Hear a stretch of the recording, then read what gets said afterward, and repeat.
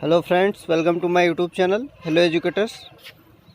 जैसा कि कल हम लोगों ने आईईडीसी पर बात की थी, integrated education for disabled children.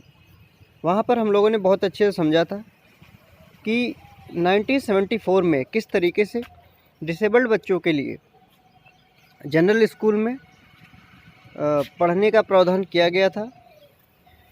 फिर धीरे धीरे काफ़ी सारे एक्ट आए, पॉलिसीज आई। फिर 2009 में आईईडीसी को रिप्लेस किया गया। अब बनाया गया IEDSS, inclusive education of the disabled at secondary stage. अर्थात सेकेंडरी स्टेज में बच्चे पर ध्यान दिया गया। तो इतनी चीज़ें ध्यान रखनी है। पहली बात तो इसका फुल फॉर्म याद रखना है। आईईडीएसएस आया कब है? 2009 में आया है। आईईडीसी को रिप्लेस करके आया है। तो आज हम इस पर चर्चा करने वाले हैं और अंत तक रहिएगा और देखिएगा कि यहाँ पर किस किस डिसेबिलिटी वाले बच्चों को लाभ मिलेगा, ठीक है, और किस पे ज़्यादा फोकस किया गया है। ये सारी चीज़ों को हम लोग बहुत अच्छे से देखने वाले हैं। तो शुरू करते हैं। IEDSS, inclusive education of the disabled at secondary stage, ठीक है। तो आईईडीएसएस आया कब है? आईईडीएसएस लॉन्च फ्रॉम अप्रैल 2009 में। ये अप्रैल 2009 में आया हुआ है और इसने रिप्लेस किसको किया है? आईडीसी को, integrated education for disabled children, ठीक है, जो 1974 में आया था, ठीक है। तो अब आगे चलते हैं।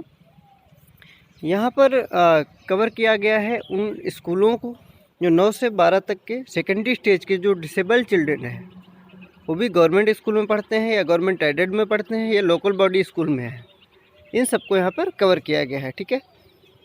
तीसरा पॉइंट हमारा आता है कि यहाँ पर गर्ल्स पे मेन फोकस किया गया है कि जो लड़कियाँ हैं इनको भी किसी न किसी तरीके से सेकेंडरी स्कूलिंग कराई जाए, क्योंकि हमारे यहाँ पे शुरुआत से ही देखा गया है कि लड़कियों पे कम ध्यान दिया जा रहा है, ठीक है। तो उनकी शिक्षा सही से हो सके, इसलिए यहाँ पर उनको वजीफ़ा के तौर पे 200 रुपये भी प्रोवाइड करवाए जा रहे हैं कि बच्चे आएँ और पढ़ें, ठीक है। फिर आगे देखते हैं हम। अब इसके एम्स पे चर्चा करेंगे कि इसका एम क्या है। तो जैसे कि इसके नाम से ही पता चल रहा है कि इंक्लूसिव एजुकेशन फॉर, ठीक है, सेकेंडरी एजुकेशन, सेकेंडरी स्कूल की बात करता है। तो यहाँ पर लिखा हुआ है कि सभी जो डिसेबिलिटीज वाले बच्चे हैं उनको 4 ईयर सेकेंडरी स्कूलिंग करवाना, ठीक है। किसके बाद? जब वो 8 ईयर की एलिमेंट्री एजुकेशन कंप्लीट कर लेंगे, अर्थात वो कक्षा 8 तक पढ़ लेंगे। उसके बाद जो है 9th 10th 11th 12th ये कंप्लीट कराना इसका एम है। वो भी एक इनेबल इन्वायरमेंट में, इंक्लूसिव इन्वायरमेंट में ये कार्य होना चाहिए, ठीक है। अब आगे चलते हैं। इसके कुछ ऑब्जेक्टिव्स हैं, वो हमें देखने हैं कि कौन कौन से ऑब्जेक्टिव हैं यहाँ पे, किन किन उद्देश्यों को लिया गया है, ठीक है। क्योंकि एम को पूरा करने के लिए उद्देश्य की आवश्यकता होती है, तो उद्देश्य हम सेट करते हैं, ठीक है। तो यहाँ पे कहा गया है कि सभी डिसेबिलिटीज़ वाले बच्चों को, ठीक है, आइडेंटिफाई करो कि सेकेंडरी लेवल में कौन जा सकता है, ठीक है, किसकी क्या एजुकेशनल नीड है, उसको असेस करो, ठीक है। उसको देखो कि कौन कौन सी प्रॉब्लम है, ये कौन कौन सी एक्सेसिबिलिटी में कमी आ रही है, कहाँ पे क्या कमी है, ठीक है। उन सभी को दूर किया जाए और बच्चों को सेकेंडरी लेवल तक लाया जाए। फिर दूसरा पॉइंट हमारा है कि सभी बच्चे जो जिनको भी ज़रूरत है एड और एड की, अप्लायंसेस की, ठीक है, कि किसी को हीयरिंग एड की आवश्यकता है, किसी को ट्राईसाइकिल की आवश्यकता है, किसी को मतलब बुक नहीं है सही से तो वो नहीं पढ़ पा रहा है तो बुक दिलाने के लिए, मतलब ये सारी चीज़ें जहाँ पे जो भी हो सका है बच्चों के लिए वो किया गया है यहाँ पे, ठीक है। तो सभी बच्चों की नीड के अनुसार एड दिए गए, अप्लायंसेस दिए गए, ठीक है, असिस्टिव डिवाइसेस दी गई। तो ये सारी चीज़ें प्रोवाइड करवाई गई बच्चों को। फिर थर्ड पॉइंट आता है हमारा कि सभी जो डिसेबिलिटीज़ वाले बच्चे हैं उनको लर्निंग मटेरियल प्रोवाइड करवाया गया, उनकी रिक्वायरमेंट के अनुसार उनको लर्निंग मटेरियल जो है प्रोवाइड करवाया गया, ठीक है। फिर फोर्थ पॉइंट आता है हमारा कि जो भी बैरियर थे स्कूल में, ठीक है, उन सबको दूर किया गया क्योंकि जब डिसेबिलिटी जो वाला बच्चा होता है क्लासरूम में जाता है तो जो क्लास का जो डोर होना चाहिए वो डबल डोर होना चाहिए, ठीक है। अब स्कूलों में शुरुआत में इतना नहीं था, वो सिंगल डोर ही रहता था, तो वहाँ पे डबल डोर किया गया। और जैसे रैंप नहीं बना हुआ है तो उसको रैंप बनाया गया, ठीक है, क्योंकि डिसेबल्ड बच्चे को चढ़ने में समस्या होती है, तो वो स्वयं से चढ़ सके, जा सके, टहल सके। तो इन सब चीज़ों को ध्यान में रखते हुए उसका जो बैरियर्स थे स्कूल में वो कम किए गए, ठीक है। लाइब्रेरी हो गया, टॉयलेट्स हो गया, ठीक है, क्लासरूम हो गया, ये इन सारों चीज़ों में जो भी बाधाएं आ रही थी उसको दूर करने का प्रयास किया गया यहाँ पे। और क्या किया गया है, और यहाँ पे किया गया है कि एम को फुलफ़िल करने के लिए जो भी टीचर्स थे जनरल स्कूल के उनको ट्रेनिंग प्रोवाइड करवाया गया। जैसे आईडीसी में भी हम लोगों ने देखा था कि 3 टाइम ट्रेनिंग प्रोग्राम था, ठीक है, 3 लेवल ट्रेनिंग प्रोग्राम था वहाँ पे। वैसे ही उसी तरीके से यहाँ पर भी जो है सेकेंडरी लेवल में ट्रेनिंग प्रोवाइड करवाया गया इन टीचरों को, ठीक है, कि यहाँ पे बच्चों को समझ सकें कि क्या प्रॉब्लम है, कैसे उसको हम पहचानेंगे और उसको कैसे दूर करेंगे, ठीक है। फिर नेक्स्ट पॉइंट हमारा आता है कि students will disability will have access to support service like the appointment of special educators. उस स्टूडेंट डिसेबिलिटी को सपोर्ट करने के लिए यहाँ पे क्या किया गया कि स्पेशल एजुकेटर्स को अपॉइंट किया गया, ठीक है, रिसोर्स रूम को इस्टेब्लिश किया गया। तो ये सारी चीज़ें की गई ताकि हमारा जो एम है कि सेकेंडरी एजुकेशन में बच्चों को लाना है, जो भी डिसेबल्ड बच्चे हैं उनको सेकेंडरी एजुकेशन में लाना है, ठीक है, और अच्छे से प्रॉपर बच्चों को शिक्षा प्रोवाइड करवानी है। और ख़ासकर इसमें गर्ल्स पे ज़्यादा फोकस किया गया है कि गर्ल्स को भी बराबर शिक्षा का हक है, उनको भी शिक्षा प्रोवाइड करवाई जाए, ठीक है। तो इसीलिए उनको वजीफ़ा के तौर पे 200 रुपये भी मतलब दिए जाते थे, ठीक है।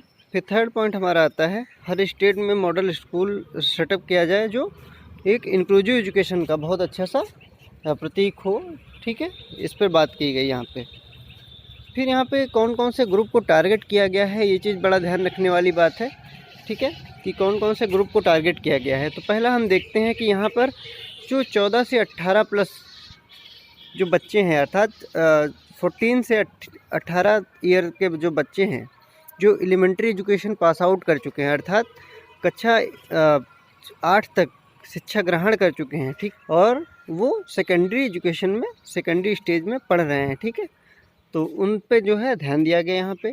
फिर दूसरा पॉइंट आता है कि यहाँ पर कहा गया कि local body and government aided school, ठीक है, लोकल बॉडी में और गवर्नमेंट एडेड स्कूल में वहाँ पर क्या किया गया कि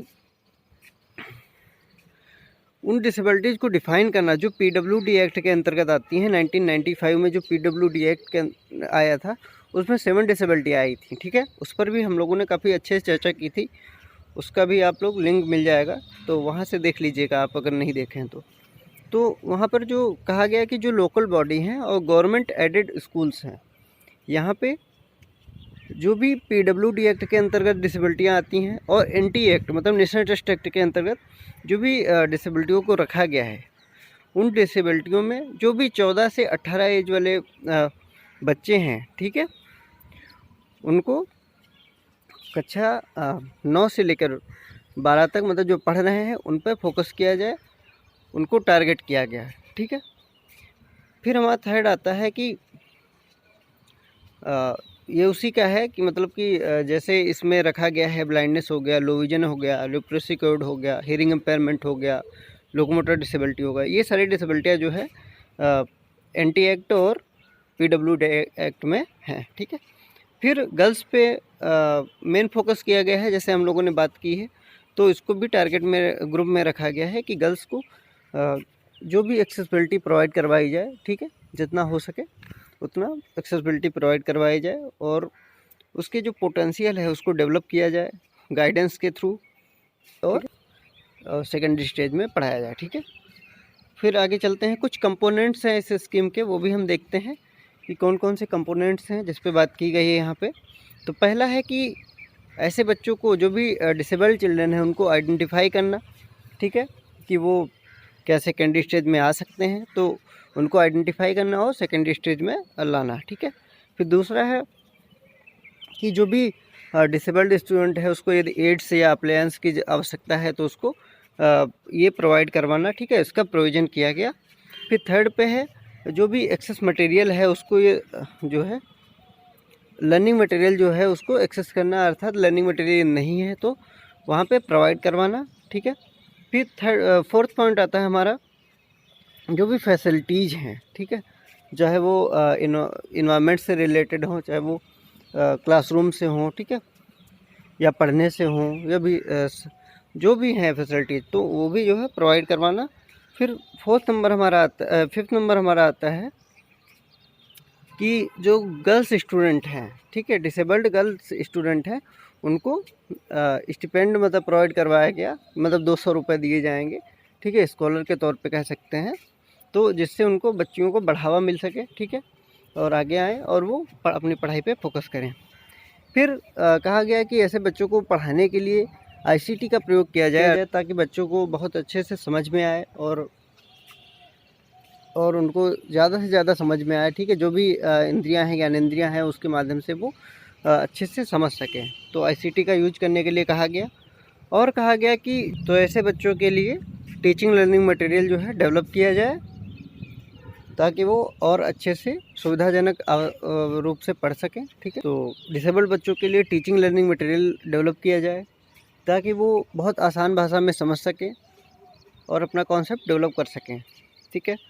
फिर हमारा पॉइंट आता है कि एक्सपर्ट की इंटरडिसिप्लिनरी टीम के माध्यम से सपोर्ट दिया जाए, जिसमें जैसे स्पेशल एजुकेटर हो गया, साइकोलॉजिस्ट हो गया, ऑक्यूपेशनल थेरेपिस्ट हो गया, तो ये सारे लोग जो हैं इनको इंटरडिसिप्लिनरी टीम बोलते हैं। इसके माध्यम से जो है बच्चों को सपोर्ट दिया जाए और जो भी उसकी कमियां हैं, ठीक है, और जो भी स्ट्रेंथ है उसको जो है निखारा जाए, स्ट्रेंथ को निखारा जाए। इंटरडिसिप्लिनरी टीम है, इसके माध्यम से जो भी सपोर्ट होता है वो बहुत अच्छा, मतलब एजुकेशन में बहुत मायने रखता है उन सब चीज़ों को, क्योंकि साइकोलॉजिस्ट बता देता है कि क्या प्रॉब्लम है बच्चे में, कहाँ पे क्या किया जाए, ठीक है, और स्पेशल एजुकेटर किस तरीके से कंटेंट को डेवलप करना है, किस तरीके से बच्चे के साथ बिहेव करना है, ठीक है, और ये सारी चीज़ें वहाँ पे होती हैं। तो ये हमारा कंपोनेंट्स हो गए हैं। तो आशा है आपको ये वीडियो पसंद आया होगा, और यदि वीडियो पसंद आया है तो वीडियो को अवश्य लाइक करिएगा। कमेंट बॉक्स में कमेंट करके अवश्य बताएं कि वीडियो कैसा लगा। यदि वीडियो पसंद आया है तो चैनल को सब्सक्राइब कर लीजिएगा। धन्यवाद, मिलते हैं नेक्स्ट वीडियो में। Thank you.